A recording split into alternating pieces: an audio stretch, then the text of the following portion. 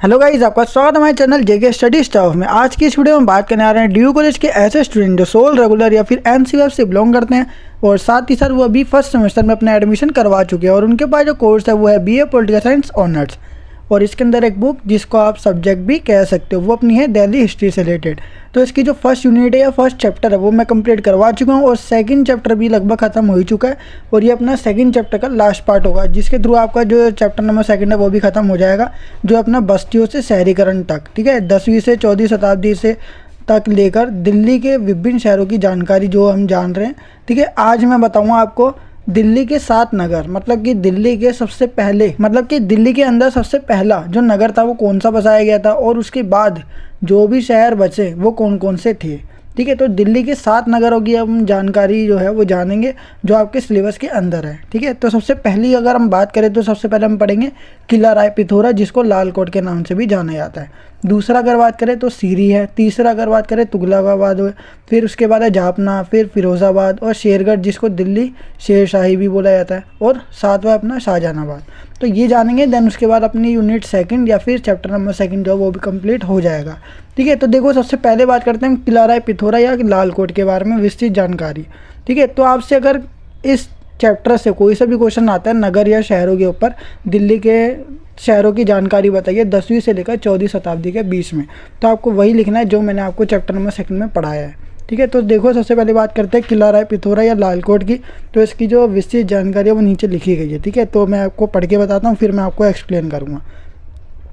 इंद्रप्रस्थ से 10 किलोमीटर दूर तक, ठीक है, मतलब कि इंद्रप्रस्थ की अगर हम बात करें, ठीक है, इंद्रप्रस्थ से 10 किलोमीटर दूर एक शहर बसाया गया था और यह शहर तोमर वंश के शासक अनंगपाल के द्वारा बसाया गया था। ठीक है, जो इंद्रप्रस्थ है उससे 10 किलोमीटर दूरी पर ना एक शहर बसाया गया था और वो तोमर वंश के राजा अनंगपाल के द्वारा बसाया गया था। और लाल कोट का निर्माण, ठीक है, अनंगपाल तोमर ने दिल्ली की रक्षा के लिए बनवाया था। देखो अनंगपाल जो तोमर है, अनंगपाल तोमर, वो तोमर वंश के राजा थे। उन्होंने इंद्रप्रस्थ से दूर 10 किलोमीटर दूर ना एक शहर बनाया था या फिर एक कोट बनवाया था जिसको बोलते हैं लाल कोट। ठीक है, और ये लाल कोट का निर्माण इन्होंने क्यों करवाया था, तो लाल कोट का जो निर्माण है वो अनंगपाल तोमर ने दिल्ली की रक्षा के लिए बनवाया था, क्योंकि इंद्रप्रस्थ भी दिल्ली के अंतर्गत आता है। ठीक है, और लाल कोट भी दिल्ली के अंतर्गत बनाया गया था। तो अनंगपाल तोमर ने दिल्ली की रक्षा के लिए लाल कोट का निर्माण करवाया था। फिर क्या हुआ, कुछ समय के बाद पृथ्वीराज चौहान ने इस किले पर कब्जा कर लिया था। ठीक है, कुछ समय के बाद क्या हुआ, पृथ्वीराज चौहान ने इस किले पर कब्जा कर लिया था। फिर पृथ्वीराज चौहान ने राय पिथौरा के किले को लाल कोट तक बढ़ा दिया। मतलब कि देखो पृथ्वीराज चौहान का जो राय पिथौरा का जो किला था या राय पिथौरा जो शहर है, ठीक है, उसको क्या कर दिया, थोड़ा सा बढ़ा दिया और वो लाल कोट तक पहुँचा दिया और उसको मतलब कि एक तरीके से लाल कोट तक पहुँचा दिया। और वो क्या हो गया, एक पूरा का पूरा एरिया जहाँ पर पृथ्वीराज चौहान ने कब्जा कर रखा था उसको पूरे को नाम दे दिया एक शहर। ठीक है, वो क्या बन गया, एक नगर बन गया। तो पृथ्वीराज चौहान ने जो लाल कोट किसने बनाया था, अनंगपाल तोमर ने बनाया था। तो पृथ्वीराज चौहान ने इतना कब्जा कर लिया कि वो लाल कोट तक क्या जा रहा था, उसका कब्जा जो है या अधिकार कर लिया था उसने लाल कोट की जगह तक। फिर ये पूरा का पूरा जो इलाका है किला राय पिथौरा का, मतलब किला राय पिथौरा वो पृथ्वीराज चौहान के कब्ज़े में आ गया और लाल कोट भी पृथ्वीराज चौहान के कब्ज़े में आ गया। तो इन टोटल मिलाकर अगर हम बात करें तो ये पूरा का पूरा क्या बन गया, एक शहर बन गया। ठीक है, पूरा का पूरा शहर बन गया। अब ये बात करें राय पिथौरा क्या है, तो मैंने इससे पिछली वाली वीडियो में भी आपको बताया था कि राय पिथौरा जो है वो पृथ्वीराज चौहान का ही दूसरा नाम है। तो इसलिए जो ये कब्ज़ा किया गया, जिस जगह को कब्ज़े में लिया गया था वो पृथ्वीराज चौहान ने अपने नाम पर ही कर ली थी, मतलब राय पिथौरा किला या फिर राय पिथौरा का किला या पृथ्वीराज चौहान का किला जिसे हम बोल सकते हैं। ठीक है, अब इसके बाद अगर हम बात करें, पृथ्वीराज चौहान अंतिम हिंदू शासक थे। ठीक है, अंतिम हिंदू शासक थे जिन्होंने तमाम मुस्लिम आक्रमण से हिंदुओं की रक्षा की थी। ठीक है, मतलब कि मुसलमानों के द्वारा जो भी आक्रमण किए जा रहे थे हिंदुओं पर, तो उसकी रक्षा के लिए, हिंदू की रक्षा करने के लिए पृथ्वीराज चौहान ने क्या करी, मतलब कि आवाज़ उठाई और कई सारे आक्रमण को रोके भी थे, मुस्लिमों के द्वारा जो आक्रमण किए गए थे।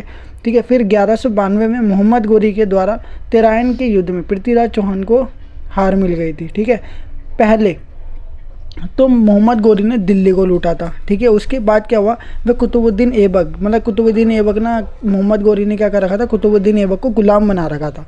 तो क्या हुआ, पहले तो मोहम्मद गोरी ने दिल्ली आकर दिल्ली को लूट लिया। फिर उसके कुछ समय बाद क्या हुआ, परंतु वह कुतुबुद्दीन ऐबक को दिल्ली ही छोड़ गया। जब वो मोहम्मद गोरी दिल्ली को लूटने आया था तो वो जो कुतुबुद्दीन ऐबक है उसको वहीं छोड़ गया।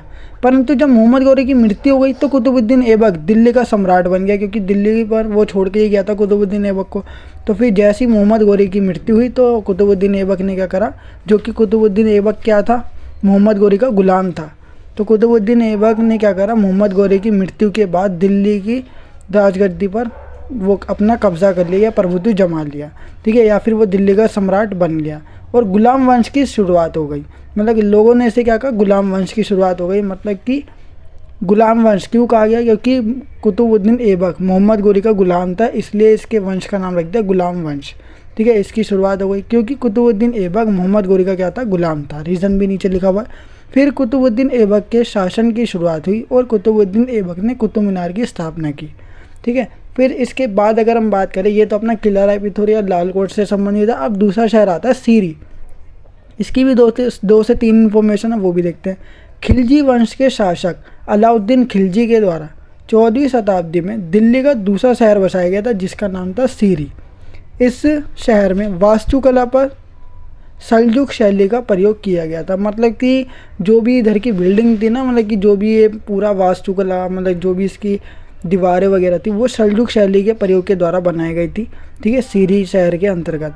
वर्तमान समय में जलाशय वाले भाग या जलाशय, जिसे हौज घास भी कहते हैं, सीरी शहर का प्रतिनिधित्व करते हैं। अगर हौज घास वगैरह जो साकेत के आसपास है, ठीक है, अगर आपने देखा होगा तो वहाँ पर गया है, वो पूरा का पूरा सीरी शहर का क्या करता है, प्रतिनिधित्व करता है। सीरी शहर ही कहलाता है वो, पहले ज़माने में यही बोलते थे। और ये क्या था, दिल्ली का दूसरा शहर था। अब तीसरी अगर हम बात करें, तुगलकाबाद, ठीक है। तुगलकाबाद, आपको तुगलक वंश के बारे में पता होगा, तुगलकाबाद तुगलक वंश के द्वारा ही बनाई गई थी।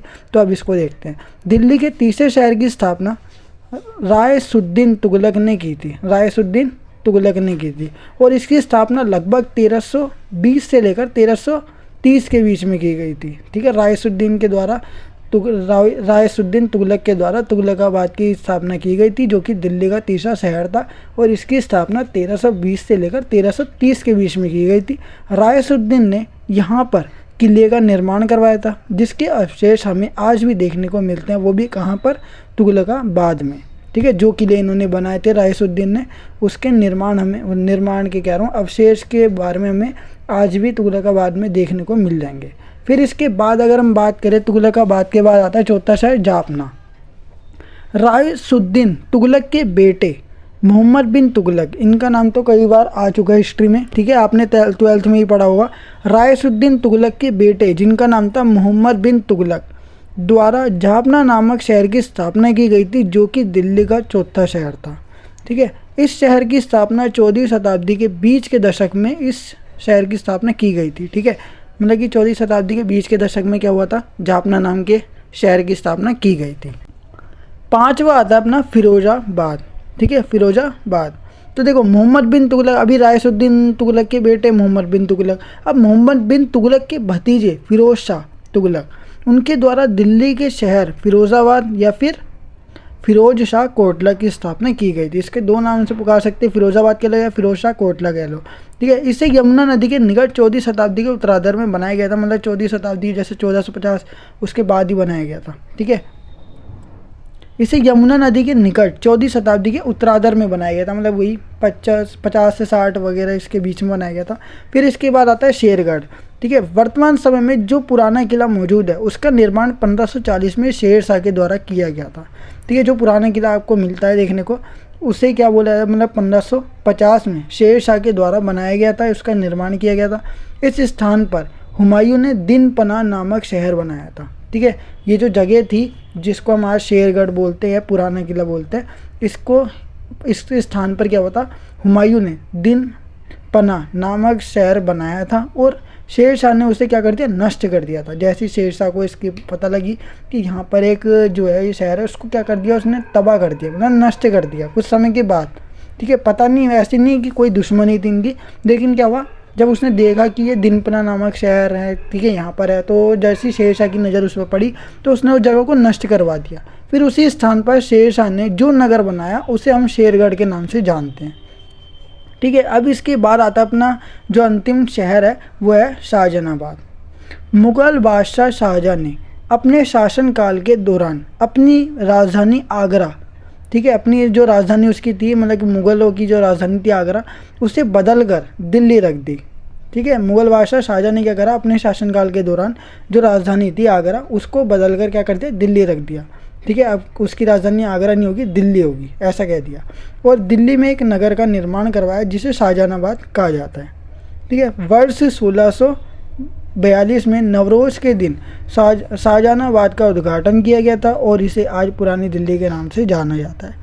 ठीक है, तो ये क्या था, अपना चैप्टर नंबर 2 था। इससे रिलेटेड जितनी भी इन्फॉर्मेशन थी वो आज की वीडियो के थ्रू कंप्लीट हो जाती है। आई होप गाइस आपको ये वीडियो जरूर पसंद आई होगी।